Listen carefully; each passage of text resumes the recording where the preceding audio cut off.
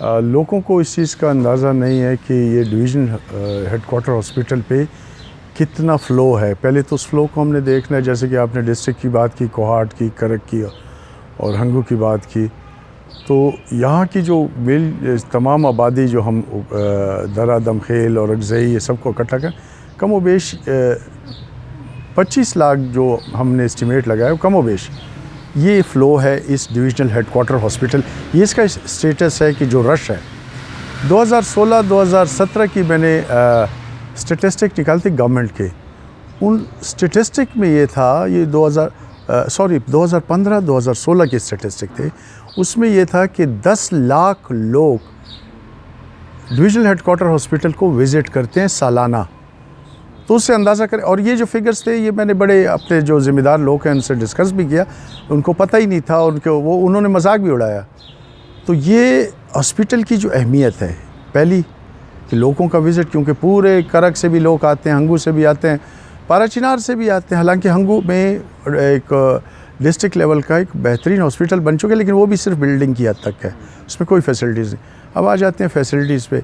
یہ جو ہاسپٹل کی ایک اسٹرگل تھی ریفر ٹو پشاور کے حوالے سے، جو کانسیپٹ ڈیولپ ہوا تھا، وہ اس کے پیچھے بیہائنڈ کچھ چند چیزیں تھیں، فضل کریم ان کو سمجھنا ضروری ہے. وہ 4 چیزیں بنیادی ہیں جو میں نے پچھلے دنوں ڈپٹی کمشنر آفس میں جو انہوں نے کھلی کچہری کی تھی 2 جون کو، اس میں بھی یہ میں نے بتایا کہ یہ اسپتال ایک کیٹیگری کی وجہ سے محروم نہیں ہے.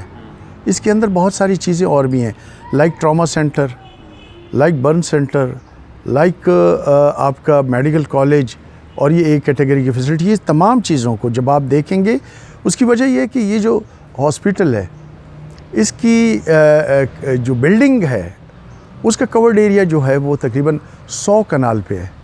یہ 2000 میں بنا تھا یہ ہاسپٹل، اور اس کا 100 کنال کی جو آبادی کا جو اسپتال بنا ہوا ہے جس پہ، اس پہ 50% سے زیادہ ہمارا میڈیکل کالج کا اس پہ قابض ہے.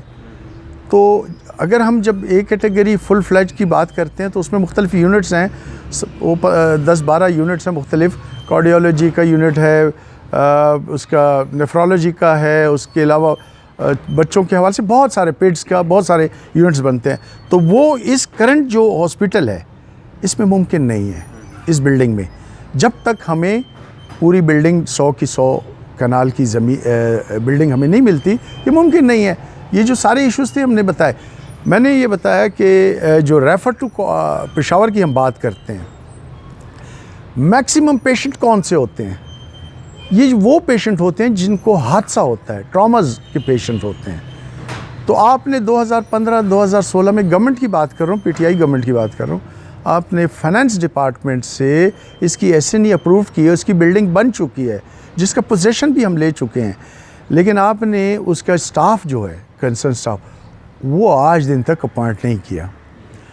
اور ساتھ میں اس بلڈنگ کا اسٹاف اور اس کے ساتھ جو جڑی ہوئی یہ مشینری ہے، CT scan, MRI، digital X ray, cardiac monitor, یہ تمام چیزیں یہ بیسیکلی ٹراما سینٹر کا حصہ ہیں. تو آپ نے صرف اس کی بلڈنگ کو اوپن کیا اور اس میں 10-20 بیڈ رکھ کے آپ نے کہہ دیا کہ ہم نے ٹراما سینٹر. میں یہ کہتا ہوں کہ اگر یہ فل فلیج فنکشنل ہو جاتا ہے تو میں گارنٹی سے کہتا ہوں کہ یہ جو گرد و نواح سے جتنے بھی ٹراماز کیسز آتے ہیں یہ یہیں پہ ہینڈل ہوں گے، یہ ریفر نہیں ہوں گے. یہ بھی جڑا ہوا ہے ریفر ٹو پشاور کے ساتھ. ایک کیٹیگری کی جب ہم بات کرتے ہیں تو اس ایک کیٹیگری میں میں نے جیسے بتایا کہ اس تمام یونٹس ہوتے ہیں، سرجن ہوتے ہیں، اسپیشلسٹ ہوتے ہیں، ایک سٹاف ہے اس کا، SNE اس کی اپرووڈ ہے، فائنانس ڈپارٹمنٹ نے اس SNE کو اپروو کر چکا ہے. یہ وہ باتیں نہیں ہیں کہ پریکٹیکل نہیں ہے، یہ خوابوں کی باتیں نہیں ہیں، پریکٹیکل ہیں، سب کچھ ہو چکا ہے. صرف ان کو کیا کرنا ہے کہ بھرتیاں کرنی ہے، سٹاف کو کمپلیٹ کرنا ہے. تو اگر یہ سٹاف کمپلیٹ ہو جاتا ہے جیسے کہ ٹراما سینٹر کا یا اس کا ایک کیٹیگری کا، تو میں آپ کو گارنٹی سے فضل کریم یہ کہتا ہوں کہ انشاءاللہ یہ ریفر ٹو پشاور ختم نہیں ہونے والا.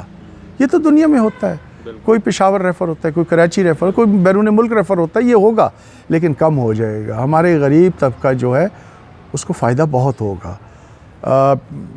ہماری یہ 2 تاریخ کی جو میٹنگ تھی اس میں تو دونوں صاحبان جو فیمیل ہماری MS ہے وہ بھی اور ہمارے میل MS بھی بیٹھے تھے. اور ڈپٹی کمشنر صاحب بھی تھے اور کنسرن جتنے اسٹاف تھا، ضیاء اللہ خان بنگش صاحب تھے، شاداب خان صاحب تھے MP، سارے موجود تھے. انہوں نے 100% میری باتوں سے ایگری کیا. میں نے 24 پوائنٹس ریز کیے تھے جو میں آپ کو ان ریٹن میں بھی دوں گا. وہ 24 پوائنٹس پہ انہوں نے 100% مجھ سے ایگری کیا. اور بہت ساری چیزیں، چھوٹی چھوٹی چیزیں تو موقع پہ انہوں نے فیصلہ بھی کی. جیسے کہ میں نے ڈاکٹر کی سیکیورٹی کی بات کی کہ ہمارے ڈاکٹرز سیکیور نہیں ہیں، انسیکیور فیل کرتے ہیں. آپ یقین کریں فضل کریم، میں تو ان کے ساتھ رچا بسا ہوں، 2014 سے کام کر رہا ہوں ان میں. ڈاکٹرز اپنے ساتھ کلاشنکوف اور اس قسم کا اسلحہ لاتے ہیں اپنی پروٹیکشن کے لیے. تو یہ کیسے ایک جنگل میں بیٹھا ہوا ڈاکٹر ہے، وہ کیسے کسی کو کہہ سکتا ہے کہ آپ کا پیشنٹ اگر خدا نخواستہ ایکسپائر ہو جاتا ہے، ہم یہ کہتے ہیں کہ یہ ڈاکٹر کی غلطی ہے. ہمارا اس وقت یہ کانسیپٹ نہیں ہوتا کہ یہ اللہ کی طرف سے ہے. ہم نے ڈاکٹر کو پیٹنا ہے، ہم نے نرس کو پیٹنا ہے، ہم نے سٹاف کو پیٹنا ہے. تو میں نے DC صاحب سے کہا کہ بھئی جب تک ان ڈاکٹرز کو سیکیورٹی نہیں ملے گی، پروٹیکشن نہیں ملے گی آپ کی طرف سے، ایڈمنسٹریشن کی طرف سے، یہ کھل کے، کیونکہ انہوں نے مجھ سے ڈاکٹر سے خود بات کی ہے کہ ایسے سناریوں میں جب ہر طرف سے ہم پہ خطرہ ہوتا ہے تو ہم ڈر کے مارے بھی ریفر کر دیتے ہیں. دیکھیں میں نے جو بات کی ہے اس کو سمجھنا ہے. یہ ریفر ٹو پشاور یا ریفر ٹو کسی بھی علاقے کے لیے یہ ہوتا ہے. آپ امریکہ میں چلے جائیں، آپ یورپ میں چلے جائیں، میں مڈل ایسٹ میں گیا ہوں، میں نے دیکھا یہ ہوتا ہے. یہ ایسی کوئی چیز نہیں ہے. سم ٹائم ایسے کرونک قسم کا کیس آپ کے پاس آ جاتا ہے جس کے اکوپمنٹس یا جس کے لیے آپ کے پاس سٹاف نہیں ہوتا تو آپ کو اس کو ریفر کرنا پڑتا ہے. یہ ہوتا ہے. لیکن میں جو بات کر رہا ہوں، جو 24 پوائنٹس کی بات کر رہا ہوں اور یہ 4 ایشوز کو جو میں نے ریز کیا ہے، میں یہ کہتا ہوں کہ اگر اس پہ گورنمنٹ سنسیئرلی، جیسے کہ ہمارے ضیاء اللہ خان بنگش صاحب نے اپنی سنسیئرٹی مجھے 2 تاریخ کو بتائی میٹنگ میں، اگر یہ سنسیئرٹی سے یہ کام کر لیں تو میں آپ کو گارنٹی سے کہہ رہا ہوں، گارنٹی سے 98% یہ جو ریفر کا ایشو ہے یہ ختم ہو جائے گا.